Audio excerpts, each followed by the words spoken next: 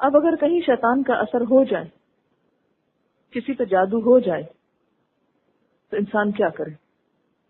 آپ نے دیکھا ہوگا کہ بہت سارے لوگ جادو کے توڑ کے لیے، جنات نکلوانے کے لیے عاملوں کے پاس جاتے ہیں اور غیر شرعی طریقے اختیار کرتے ہیں. وہ پھر ان سے کہتے ہیں بکرا لاؤ، اس کو ذبح کرو، اس کا خون لو، مختلف بال لاؤ، اس طرح کی بہت سی چیزیں، پھر ہزاروں روپے ان سے بٹور لیتے ہیں.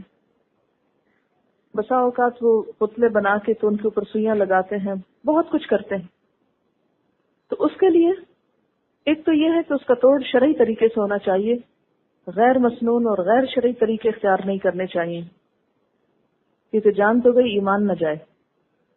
انسان کا نقصان تو ہوا، بیماری ہوئی یا تکلیف ہوئی، لیکن ایمان نہ جائے. اس کے لیے نبی صلی اللہ علیہ وسلم نے جہاں مختلف علاج بتائے ہیں یا کچھ علاج قرآن پاک سے تجویز کیے جاتے ہیں، اس کے ساتھ ساتھ کچھ اور طریقے بھی بتائے گئے ہیں.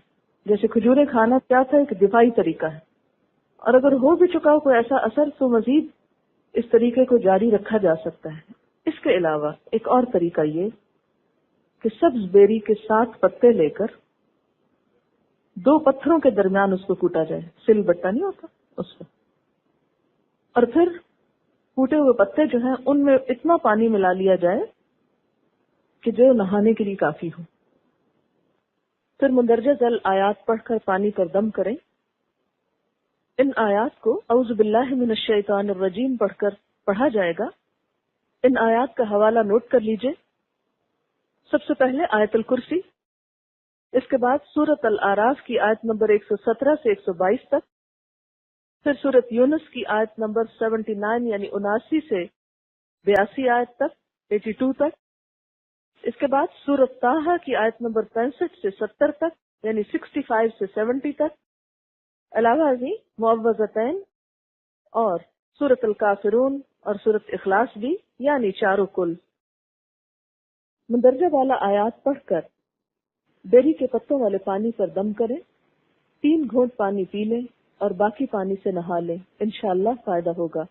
بوقت ضرورت یہ عمل 2-3 دفعہ دہرا لینے میں کوئی حرج نہیں، یہاں تک کہ مرض ختم ہو جائے.